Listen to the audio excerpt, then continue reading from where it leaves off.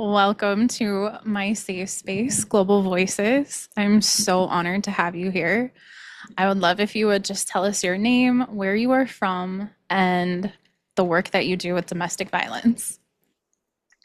Thank you so much for having me. I was very excited when you approached me because I like talking about this topic. I am Ksenia Muench, and I am a high conflict divorce strategist, the founder of Thrive Again Divorce Coaching, and I also host a podcast called Uncoupled and Unfiltered.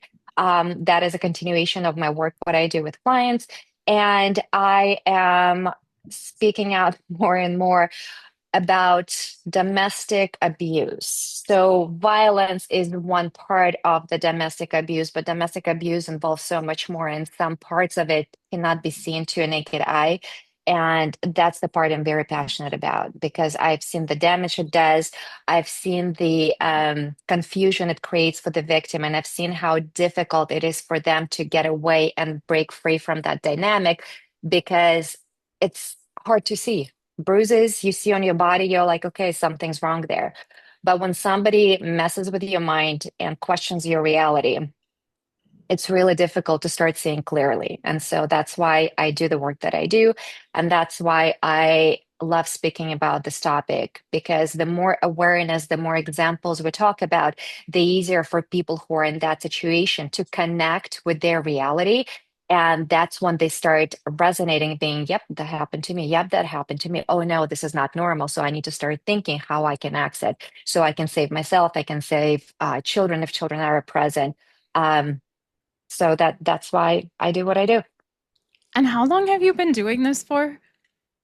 I set it all up 2 years ago, so Okay. I'm fairly new.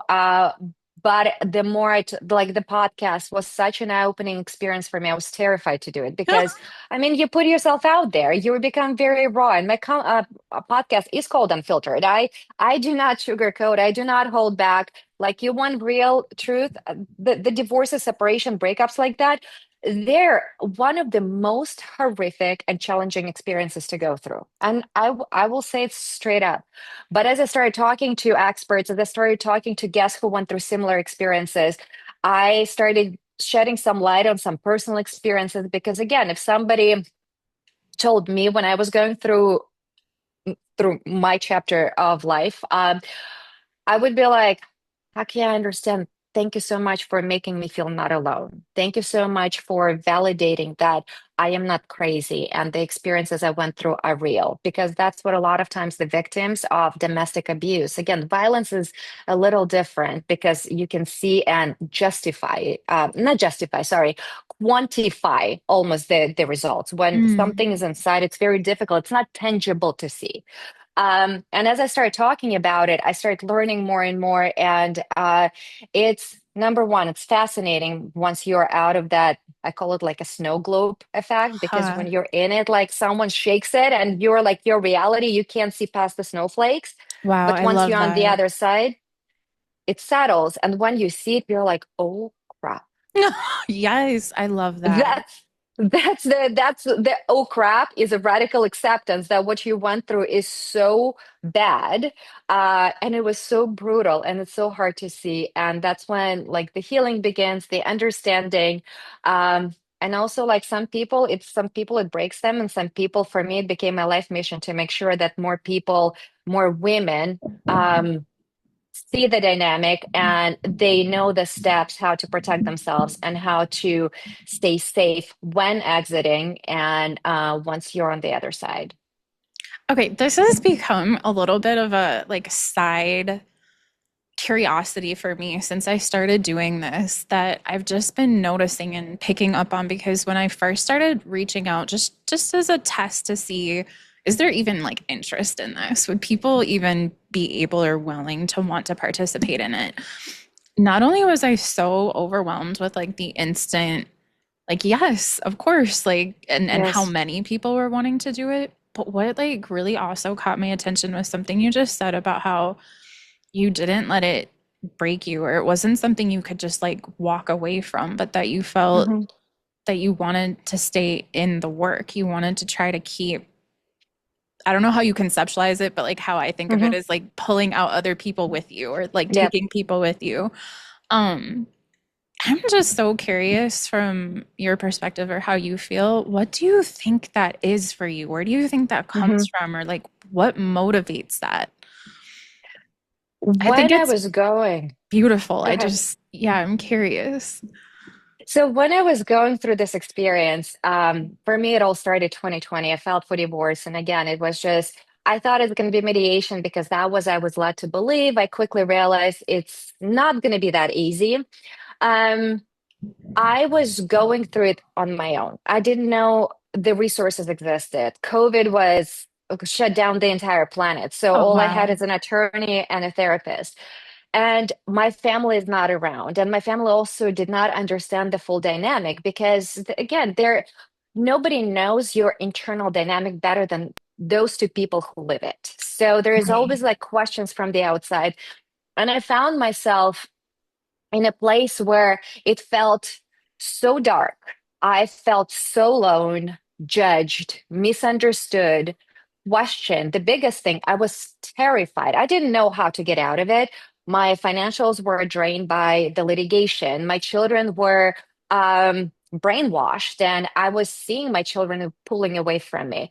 I didn't know where to turn because when I turned to friends, they're like, oh, they just kind of is funny. It's a funny situation. And I'm like, but it's not funny to me because this is to me is very traumatizing.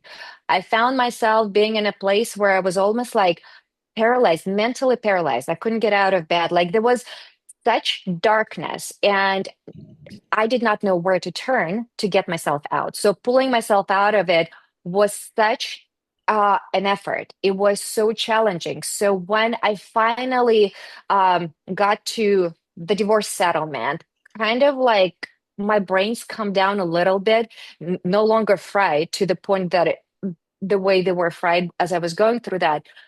And I remember one day I was sitting with a therapist and I was feeling unfulfilled in what I was doing. I was doing insurance career, it was challenging in California. And she's like, have you considered divorce coaching? And Oh, I just paused and I'm like, I don't, what is it?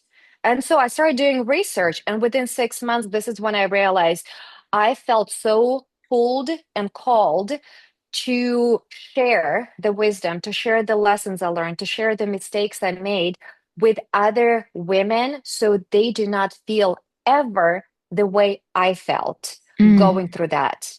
So I want to create an environment when they get the questions answered, even before they ask, because when you go through that, you don't even know what questions to ask.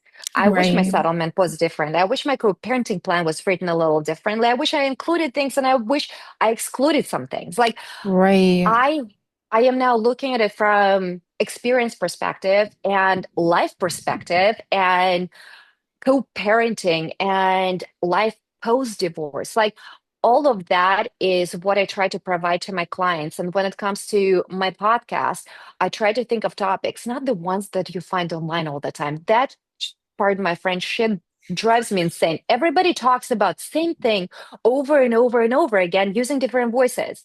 And I Mm, want to talk about subjects that you don't even think about, but they happen. This yeah, is real life. You don't need to go get certification and somebody who's never been through the dynamic teach you how to deal with the dynamic they never lived. yeah. So this is why I turned it into a mission. I don't want anyone to ever feel depressed, scared, judged, gaslit by society, their friends, their family. And that's the scariest part. And that's also a very lonely part because when people, when I talk to, it's almost like I call it an underground club community. Nobody knows it exists, but the high conflict space, the domestic abuse space is so vast, but there is still shame associated with that. There Yeah, is victims that are being why? questioned because victims are not believed. Victims have a reactive response. So when the abuser keeps poking, the victim makes themselves smaller, smaller, smaller until they explode, until they feel cornered, until they feel unsafe, and they respond emotionally. And when the world sees their response, they're not seeing abuser poking them. They're seeing the response, and they're like, of course they're crazy.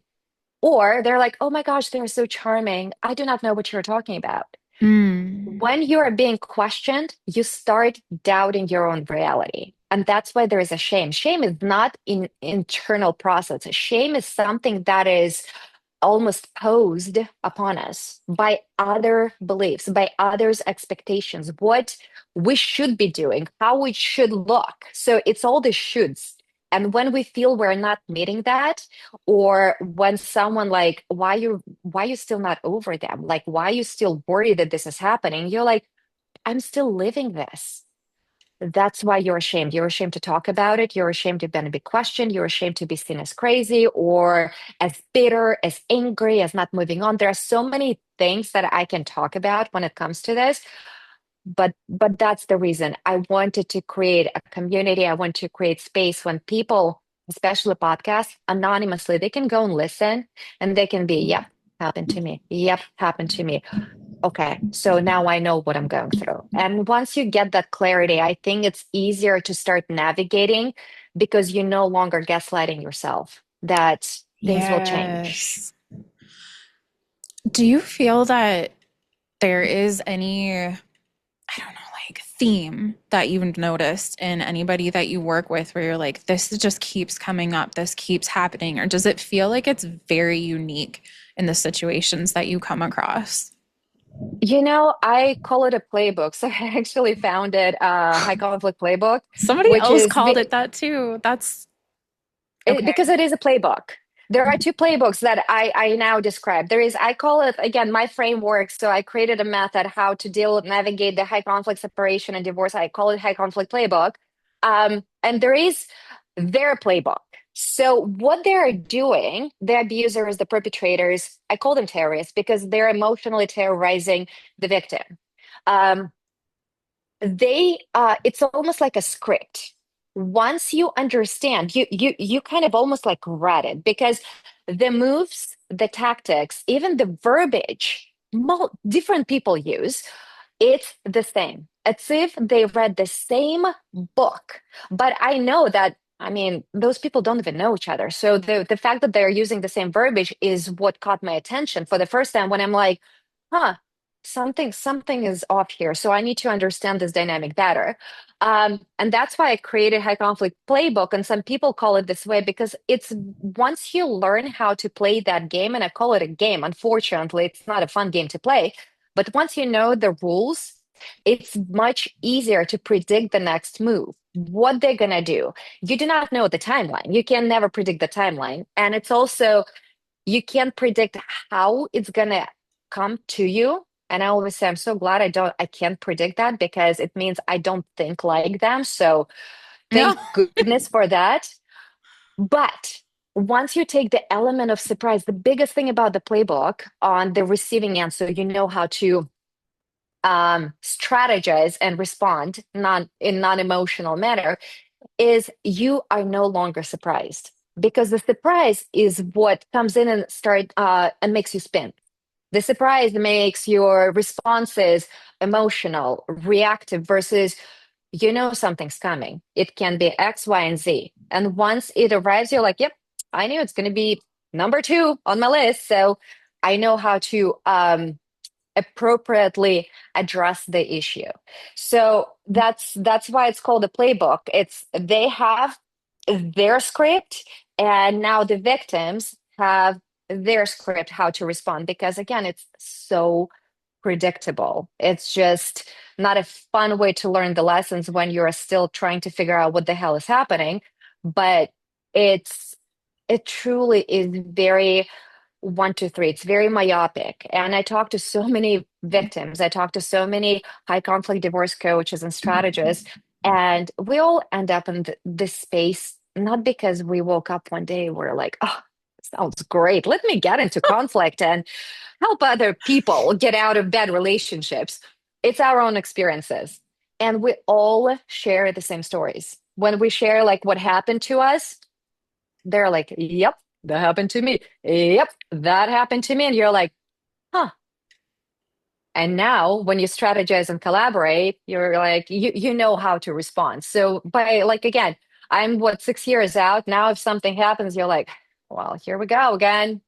What's next? So it's that annoyance more than being frustrated and scared. So it's Yeah. just, it puts you in a power position because, again, you no longer believe something's wrong with you. You no longer believe that you're crazy. And the biggest thing, you no longer believe that you're alone going through that. And once you know you have community, you have people you can reach out and ask questions. Because when you're in this snow globe, even when snow settles, you still get triggered. No matter how much you heal, you're going to get triggered because you're human. And Yeah. when somebody presses on the bruise, it hurts regardless. Yeah. Um, but now you have a system, support in place, and you can reach out to a neutral party, and they're like, yep. And they almost, with their experience and through their lens, they can help you see your own picture clearly. And once you see that, you're like, you know exactly what to do. But it's again, it's no longer believing that you're alone. That's the community, is what Yes. I want to create and what I think you are creating too. Yeah, it's definitely one of the missions for sure. That isolation aspect is, I Yeah. think, one of the most damaging pieces to all of this, or like harmful and painful things that Yes. occur Hmm. when you are suffering through it. Um, do you find that when you are meeting with people or working with people that are going through this, is there like a timeline, I guess is what I'm kind of thinking of. Like, do you ever have a situation where you're like, man, I can see what it is that's happening to them, but maybe Hmm. they're like, let's say, trauma bonded, for example, and they have not yet been able to get to the place where like they're Hmm. minimizing it still. They're making Yep. excuses, right? They're blaming themselves, whatever it may be, but you're seeing it for what it is. Yep. Do you feel like there's a timeline or like some kind of thing you've noticed that happens gradually over time where you're able to sort of help them deconstruct all of Mhm. that towards a path of safety? Or by the time you are getting into contact with folks, is it because they've really already pushed past that? They're ready to leave. They see what it is. They just need support. No, it's different. It's different. Some people start seeing, so when they approach, they know that it's not going to be pleasant, but it's based on the experiences and the behaviors, but their actions and how they interact and what they do shows me they're still minimizing of the true danger that is there and how it can derail their case or make it much more difficult for them to break free. And there are instances when people like, oh yeah, this is kind of happening, and they're not ready to accept the reality. And what I do in that case, everyone has a different timeline. That light bulb moment that you're done, something is so fundamentally wrong with the situation is different for everyone. I talk openly. For me, it was Valentine's Day card. As stupid as it gets, for me, that's when it was switch completely turned off. And even though I did marriage counseling, I knew there is no path back. Because you cannot unsee once you start seeing what's truly happening. So for Right. people, when I talk to them and they're still minimizing, I give examples. I give real life examples, whether it's my personal experience, whether it is the client stories, whether it's other people who went through similar experiences.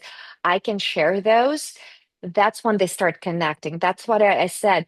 We can educate ourselves until we're blue in our faces by reading information online. But it's like two parallel worlds. There is something where, like the place where we live in, and then there is something we read. There is no connect. We cannot connect those. But when we start bringing real life examples and people like, oh, this transpired, or this was about to happen, or this was, I was afraid this is going to happen. That's when they're able to translate what they read online and now almost project what is going to happen and bring it in their own experience. And once the brain reconciles that, that's when they're ready to break free. But again, timeline is different for everyone, and it takes years to stop minimizing. Years. Do you think that this adds to the like confusion in systems, friends, family, I don't know, like therapists or social workers, or judges, lawyers, police, whatever, whomever it may be, Hmm. right? Um, do you think the fact that a victim themselves will have a hard time recognizing it for what it is or minimize it, Hmm. etc., sort of fuels that in any way or just Yes. contributes to that? Yes, in a big way. And the reason I'm saying yes, one of my favorite examples, but I mean, it's not, it's a very sad example, is Gabby Petito. There was a Yeah. documentary. Um, when the victim is then in that dynamic, they understand if they expose their abuser and they have nowhere to go or they don't feel safe to escape, they know things will get worse for them. Even if they call police and police comes in, they will take accountability for whatever happened. Oh, if I didn't say this, that wouldn't have happened. Or they just had a bad day. Like they will find ways to justify the unjustifiable behavior.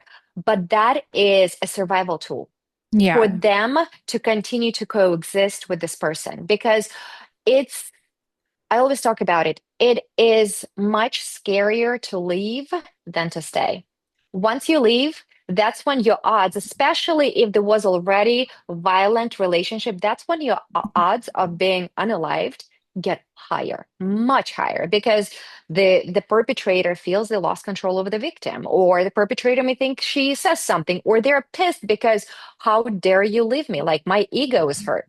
So when it because of that is a lot of judges, police, attorneys question you because when you're finally ready to speak up, they say, well, it was an issue before, or you said it was fine. How come Right. it's an issue now? So it's again the previous survival tactic becomes almost like backfires for the victim when they're actually ready to speak up. And when I talk to my clients right now or women I see in that dynamic, I always say, listen, whatever happens, keep a list of what transpired. Whether Mm. you're going to use it or not, keep all the instances. So if God forbid, you need to use that as a way to protect yourself, you have the log of in a unjustifiable behavior. And if there is like a bruise, if there's something, go and create a record. Go to urgent care. Like you Yeah. need to start building, not that you are going to use it, but because our society is built in such a way, innocent until proven guilty. So what does it mean in family law court? It means the burden of proof is now upon the victim Yeah. who is already traumatized, who has to face the abuser, and the abuser is sitting there all smiling, saying, knowing they can intimidate the victim. So you need to start creating, whether it's filing a police report, there is a record of something, whether it's again going to urgent care and addressing the injury, whether it's simply creating a log of things when you were fearing for your life, for your safety. That's what protects you. But until then, it's that's because again, it's scary to be facing abuser after you call police. Truly, I really hope whoever is listening to this takes what you said very much to heart, or if you're learning and Hmm. working with people going through it, this is actually something that I think is so key and so tangible as like a real world, real life takeaway. Yes. Like you can't maybe stop the issue or whatever, but this is something that you will make a real safety difference in a person's life. Yes. I just am thinking, like, even in my own experience that I had, I remember there was a period of my life where I was honestly, like, I still have the records. I could prove it, calling the police sometimes every day, if not like a couple of times in a week, often, very frequently. Hmm. Um, but they wouldn't always necessarily take a report. Or I even remember one officer said to me something along the lines of like, "Well, what do you want me to do about it?" Or and a lot of just like the go cool off stuff. Hmm. Um, and so had though I had record of all of these times, Yep. kind of demonstrating what you're talking about, that pattern of behavior over time, so that it's Mm-hmm. not just me one day, which is what happened. There was such an explosive incident that, Mm-hmm. you know, it wasn't just about me anymore calling the police. Finally, somebody else actually heard what was going on and they Mm-hmm. called the police. And I still believe to this day, I don't know for sure, but it's my theory, that it's because somebody else actually called the police that the police took it more serious that time. Mm-hmm. And that officer actually told me that what was going on, you know, there was like blood on the door and he had broken my kitchen window with his head. There was glass everywhere.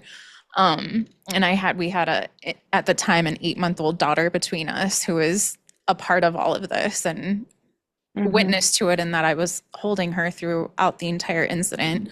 And so I'm sure that escalated it and, you know, added to the complexity of it for the officer. But yeah, he did tell me for the first time to go and get an order for protection. My memory of it is that I had never heard of that before. And I didn't even exactly know what he was talking about, but I remember he explained it to me. He gave me a phone number and Yep. address. He told me where to go. I went and I got it the next day. Thank God in my case, it was granted, but I had then child protection come to my house just, I don't know, a few days later and told me Mm-hmm. that had I not gotten that order for protection, they would have been there to remove my child because of failure to protect. Yep. Which, like, looking back on it, I'm like, but I was calling the police all the time. I had so many help seeking behaviors, but I was going to be slapped with like a failure to protect label Mm-hmm. because of his behavior. Like, I still feel a way about that. Here's what drives me absolutely bonkers, insane, that a lot of times when you see those abusive relationships, they put that, like, they make it a responsibility of the victim to remove themselves from situation. It's almost like the behavior, the bad behavior is not truly addressed. They're like, well, you just need to leave the house. You just need to protect the child. What about the person who is hurting? Why that behavior is not, they just have a conversation. And I've had conversations with other people when they were told, well, we don't have enough to take them away. So it's better for you to get in the car and leave. And I remember as I was having this conversation, I was like, but why you? Why do you have to remove yourself? And they are comfortably staying in the house when they create all the havoc, when the ones who are threatening your safety and your children's safety, but you have to leave. Or even like in Like, Gabby Petito's case, they even used domestic violence resources to put him in a hotel. yep. And that's why I use that as such a backward example when I'm watching it, because I lived some of those experiences. I know how when we're being victimized, how we respond. I totally know why I can say, hey, no, no, no, it was my fault. I started it because I know shit gets worse Yeah. when you guys leave. Um, and also, I see how the emotional responses are so different. Gabby Petito, she's sobbing there, like she is, like her body is in such a distress mode, and he's standing there comfortable and joking. Victims don't joke when they're being assaulted or there was a battery committed against them. Victims don't do that. So to me, it was so backwards. Um, but when I actually on my Uncoupled and Unfiltered, one of the first episodes, I was able to connect with a police officer. And I was Really? talking about Gabby Petito. And I was like, let's define domestic violence. What the hell is it? Huh? And when you come in, what are you looking for if there are no bruises? Yeah. But you see someone is distressed, there was a call. Um, how do you respond? And I was explaining, I totally understand what they're saying because their hands are somewhat tied. Sure. There, it's based on the stories they're hearing. So they have to listen to two parties. They have to separate them. They have to listen to both parties, and they have to make judgment calls. Who is saying the truth? Yeah. Or is there truly some sort of danger? that is like if Imminent. they don't do something, yes, they something's going to happen.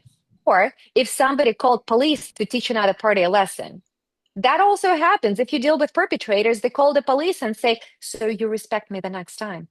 Yeah.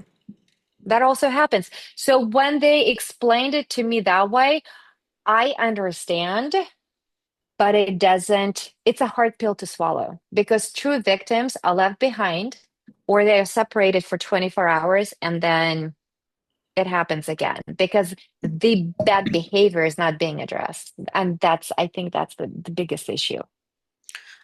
Okay, yeah. So that is one of the things that I struggle with all the time when I think about how, like, when you said that you started out with, like, can we just define what this is that we're talking about? Like, that even right there is a perfect example to me of when I say this issue is so vast and so nuanced that, like, I even think of it as almost like an ethical dilemma, at least within the work that I do as a Hmm. therapist and with other therapists, that we really shouldn't be treating something that is outside of the scope of what we have education on, right? Like Yes. I was never trained, for example, about anything about medication, et cetera. And so if I'm working with somebody, it would be way unethical for me to start speaking to my client as if I knew or could consult with them or give them any advice when it came to their medication. I'd have to more or less refer them back to whoever their medical provider or Hmm. whoever prescribed that,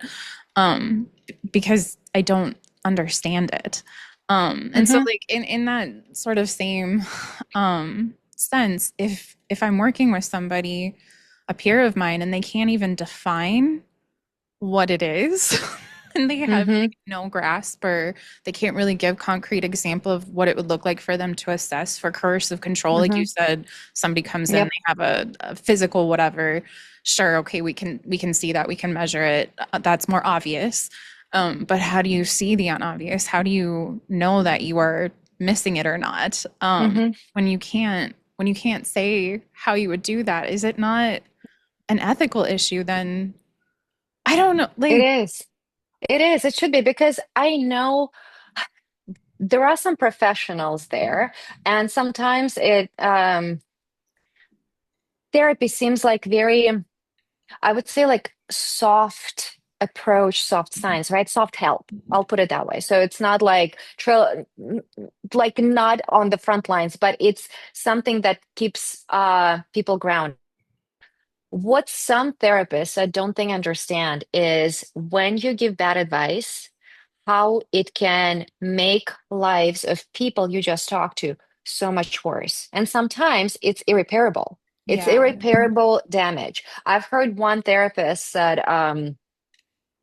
when a victim shared what happened to them, and the therapist's advice was, well, you just should talk to that person and say they shouldn't do it again. conflict resolution, boundaries, they treat Yeah, it as any other regular argument between two people. but in order for it to be like, in order for it to be effective, both people have to be reasonable. Yes. The victim can be reasonable, approach and try to communicate, but it's not I always say high conflict or the abusive dynamic is not a communication problem. No. It's a control and power dynamic problem because there is one person who enjoys victimizing their partner. So I can try to communicate, but if they're not interested in being reasonable, if they get guilty pleasure of putting someone down, dehumanizing them, making them feel small so they feel better about themselves, there is nothing you can do. And also what happens when you say something, it can actually escalate even more because what if you triggered something in them by stating what a reasonable person would not respond to in such a manner? Like Yeah. you can put the victim into a more dangerous position by saying crap like that. Oh, just go and communicate better. You Okay, think I haven't tried? would you?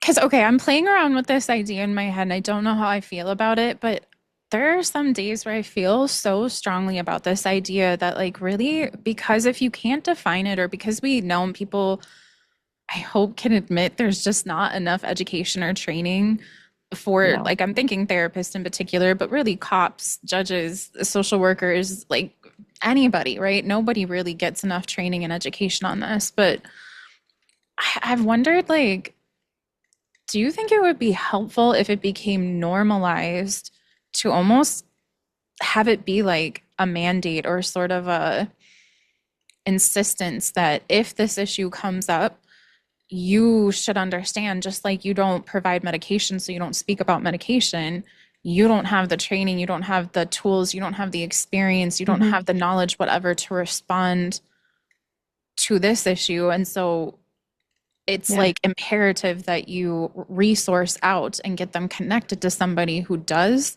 specialize in this Hmm. issue. Or do you think I'm taking that too far? Like it's not that deep. I don't think you're taking it too far. I think there should be disclosure. I remember when I was working with therapists, had to specifically ask them, do you understand this dynamic? Because if you cannot help me, or if you're not trained in it, there is no work for me and you. You cannot help me. I understand how to handle my emotions. What I don't understand, if when crap keeps coming my way, what do I do? How do I stay grounded? How will I not gaslight myself? How I can support my children through this transition?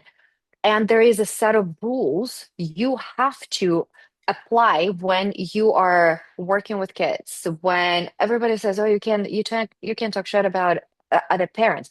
100% agree.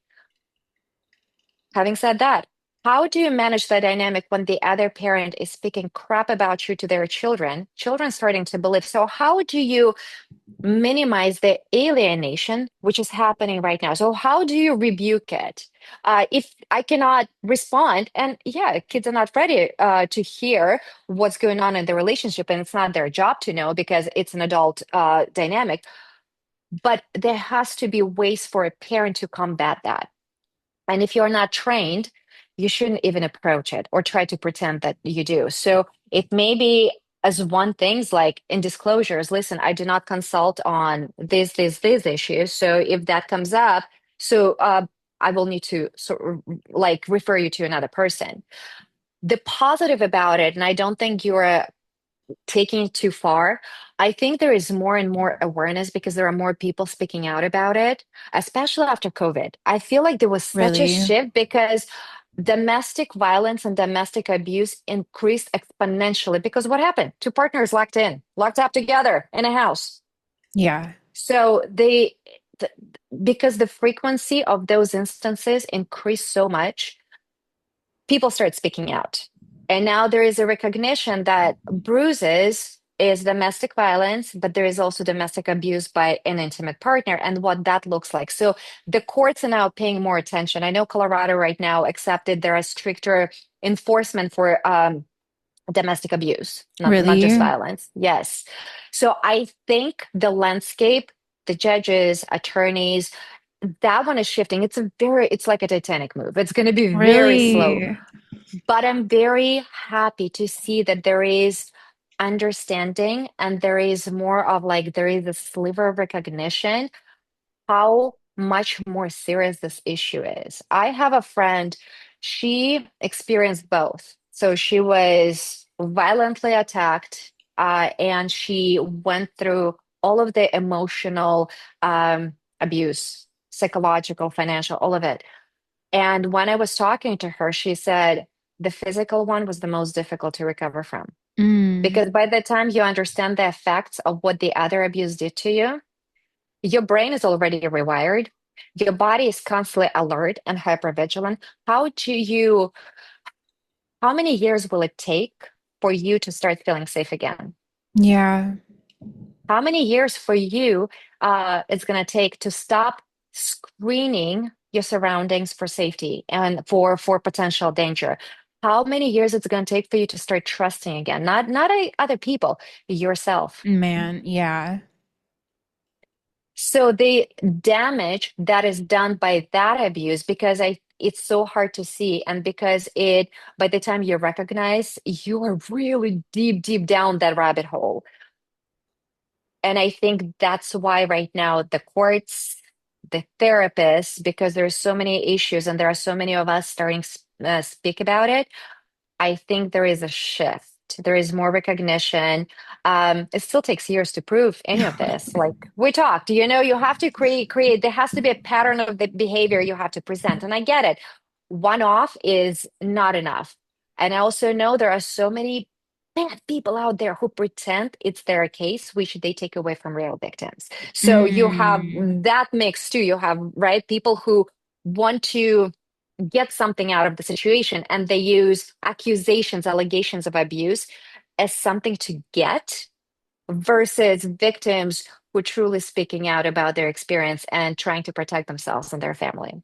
yeah. So it's a very complex issue and topic, but I do see again there is movement happening, and I am really hopeful that in the future, first, that behavior is going to be recognized maybe a little sooner, and our system will be much better equipped how to respond to protect the victims. Wow. That is so good to hear that this is like your observation and what you're seeing, even if it is slow, um, and even if it's not what it needs to be or should be, if it's heading even just in the right direction, Yeah. that's I'll take that. And also, I think because more of us are speaking out about it, there is more awareness in the community. And I'm not talking about people validating, oh, yeah, what you went through is real. No, I'm talking about us trusting ourselves again and understanding and evaluating the situation through that lens, thus protecting ourselves. That's what I mean. Like there's so much awareness right now, and there is so many, again, so much information about what to look out for, what to do if this happens to you. Um, that I think that also helps, hopefully brings some numbers down. Do you have like any other speakers, books, resources, anything at all that you would recommend to people listening that are going through it and they're like, I don't know, Yes. what is this playbook she speaks of? I need to learn how to like play the game. Yes, absolutely. So I would recommend one of my favorite guests. I talked to her. Her name is Tina Huggins, and she's high conflict divorce strategist. And she went through horrendous abuse for herself. So actually, that episode dropped on my podcast. So if you are interested, it's I think I titled it "Why Didn't She Leave the Question That Needs to Die?" Yeah. Something along those lines. And she is the same advocate, and we are trying, both of us are trying to bring more awareness to this important topic. So that one it's a true survivor story, but it's understanding like the snow globe. That Yeah. one is like that one was very powerful. Another thing, I have not read it, so I'm full disclosure, but it's on my to read book, which I have like now. I just counted. I have 20 books to read Ooh. list. So, but it's called Behind Closed Doors, and it's Okay. also written by one of the survivor, um, and it's basically shows escalation, um, how the pattern plays out. It's She breaks down their playbook. Okay. Um, and then another person, there is also incredible coach. Her name is Tracy Malone, and it's called "You Can't Make This Shit Up," and it's stories of survivors. And like again, when I was talking to her, and we were exchanging stories that we've heard, stories we lived through, I swear they're almost identical. Like the location a little different, the details maybe a little different, but it's almost like scripted. So if someone Yeah. wants to understand the depth and of what people go through in that dynamic, um, that one is a great book to cover. So those are the three resources I would say, kind of helps you again connect the dots and hopefully start creating plan to escape, because that's truly what you're doing. You're creating an escape plan. Right. Facts. Okay, my last question before if you are willing, I always like to end these on asking about self-care and burnout, just because like I feel Yep. that this work is so incredibly hard and painful. The topic is just Hmm. I know that I burned out doing it. So Yep. I like to kind of, yeah, check in with other people and see where are you at with that. But before I pivot to that, that would be my last curiosity that came up for me. When you talk about that like plan to get out, that safety plan to escape, there's oh my gosh, so much detail we could go into that and Hmm. nuance behind that. Um, but the one thing I will touch on or I'm curious with you for today would be that's like one in my mind really important avenue to understand and to be able to help other people with or to educate yourself on to help Hmm. yourself, et cetera, and get people thinking about. But like how do I say this? Like you know how there's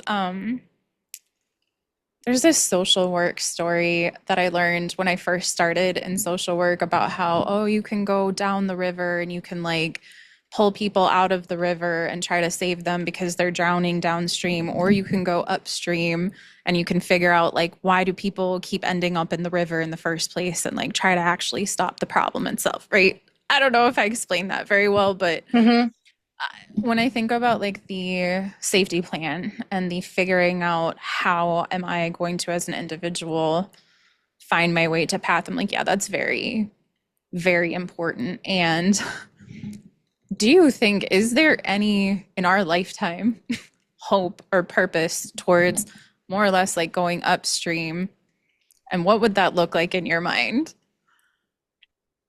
I wish I could say, yes, we can save people from upstream. I don't think so. Mm, I think until you have the radical acceptance that this is what you're going through, this is your experience, and you radically accept that you're not safe, there is nothing you can do to save those people. yeah, Absolutely nothing. You can educate them, you can say, hey, this is the path it's going to lead you to. Until you feel it with every cell in your body, nothing will nothing will make them make the move. yeah, And it's like with kids. You have kids, I have kids. We can say, hey, you don't wear a helmet, that's gonna hurt. And they're like, no, I'm fine. Boom. What happens? Gosh, oh damn, that hurts. Again, until we live through it, until our brain and our body reconciles the messaging that we are receiving, body is communicating the entire time. And just our yeah, brain is like, I know better. No, no, no, they didn't mean it. No, it's great. Um, that nobody can convince the other party to live or do the safe escape. So the best we can do is continue again uh, providing some safe space for them to turn to learn more, to feel less alone, to feel supported, to know the exit strategies. Because, like you said, you have like there are must do's when it comes to safely escaping. It's not like a lot of people. Well, you just leave. Hell no, it doesn't work that way. It takes actually months sometimes to prepare. Months. Um, and you're terrified every single day if you still can make the escape. So that's all we can do. We can provide resources, we can provide the steps, but we cannot go upstream and say, do not jump in there because they will jump. okay. I would love to, yes, end today then on because I would love to continue talking with you. And Mhm. if ever in the future you are open and willing to come back, I know that I could continue to pick your brain I about would all of love to. these things. But for today, what would be, if anything, that you could share with us about your self-care and or burnout in doing this work? Have you ever Mm, experienced it? Have you seen it in yeah. others? However that resonates with you. The burnout is real. I don't even feel sometimes it creeps in until I realize that I can sit in front of my computer and I want to post or do something, and there's absolutely nothing. It's like the blank space. So that's when I know I have nothing to give, absolutely zero. So what I started doing, I like yesterday. I took a day off. I completely disconnected. I didn't turn on computer. I tried not to feel guilty about it. And when questions came in, I was not responding. I said, "Hey, I do not want to talk about potential clients. I don't want to talk about collaboration. I need to disconnect." And my day was great because I when I worked out, I did massage that I was not planning on doing. I went to a used bookstore and bought books I didn't need, but I'm excited to read, right? Like it's those things that you make intentional to disconnect. And I think that's very important. And it also what makes you happy. So what makes you move, meaning like for me, I love going to the gym. So for me, I go there because I disconnect, I reground, and I empty the mind from the rubbish that accumulated there so I can start fresh. Oh, I I love that. also love like sometimes I like to go and declutter my closet. And I think this is so refreshing because it's almost like you get to know you again. It's like, would I wear this? No. So that's no longer me. And it's maybe it's not consciously you understand your growth, but you kind of look at things that you're no longer excited about and you no longer want to have. It is such an incredible and powerful way to reintroduce yourself to you. And once Yes. you know that it's like inspiring. You're like, oh damn, like I didn't realize I'm here right now. So it's or I like to dress up. Like also as a woman, what I do sometimes, even if I go grocery store, I you would never see me in sweats. Never. The only time you will see me and then you work out is going to be at the gym. That's the only time.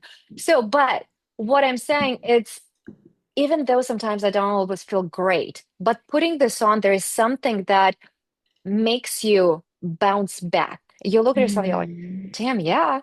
Hell yeah. It's putting an effort in you. You put so much effort in other people. So when you put that light back on you, that's what recharges you. And I think, and again, whatever that is, whether it's you sit down, read the book, or whether you sit down and just watch your favorite show, binge watch. But for me, the burnout is real. Pushing through the burnout just makes it worse. It doesn't work because you just end up you're not helping anybody. It's like a therapist trying to help someone. They're not trained in it. You know, like if right. I'm not trained in mediation or like regular divorce, that's me working through burnout and trying to help clients when I have nothing to give. So, oxygen mask, put it on first. So, whatever that is, disconnecting, gym, walk, bath with bubbles, tea, or just sitting in a chair and doing absolute nothing and staring at the wall. But for me, it's like disconnecting is a big one. I made it a rule that there are days I absolutely do not touch because it's going to make it worse. Yes. I love that. I'm definitely going to be stealing that advice. Good. Well, okay.